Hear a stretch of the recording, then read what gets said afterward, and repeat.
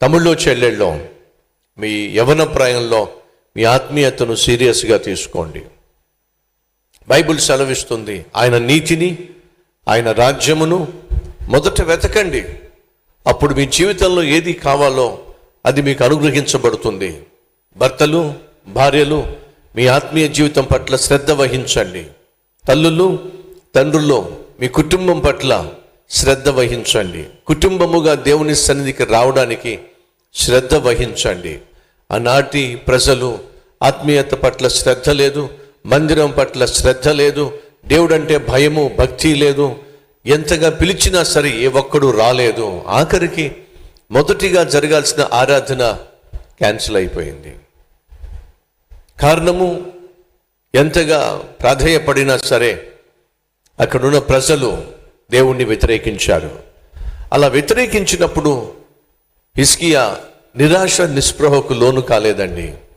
మళ్ళీ ప్రయత్నం చేస్తున్నాడు, మళ్ళీ కబురు పెట్టాడు, మళ్ళీ చాటింపు వేయించాడు.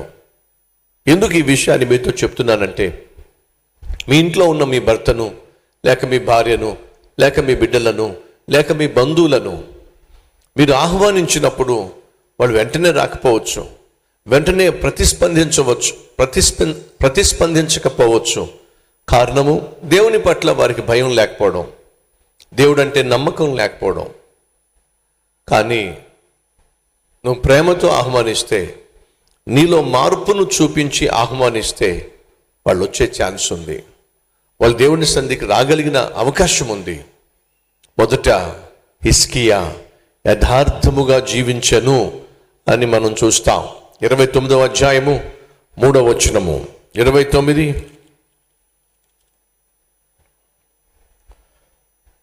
2వ వచనం చివరి భాగము. హిజ్కియా తన ఏలుబడి యందు మొదటి సంవత్సరమున యెహోవా దృష్టికి యథార్థముగా ప్రవర్తించెను. హిజ్కియా ఎలా ప్రవర్తించాడు?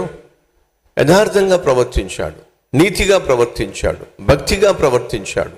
ఫలితము, తన దేశమంతా బాగుండాలని ఆశపడ్డాడు. మీకు తెలుసా, హిజ్కియా కాలంలో యూదా ప్రజలు గొప్ప ఉజ్జీవాన్ని చూశారు, అద్భుతమైన ఆత్మీయతను వాళ్ళు పొందుకోగలిగారు.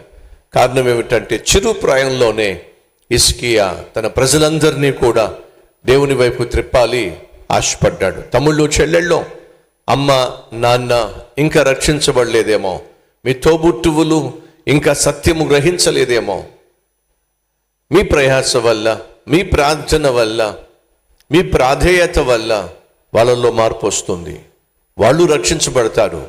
ఎలా?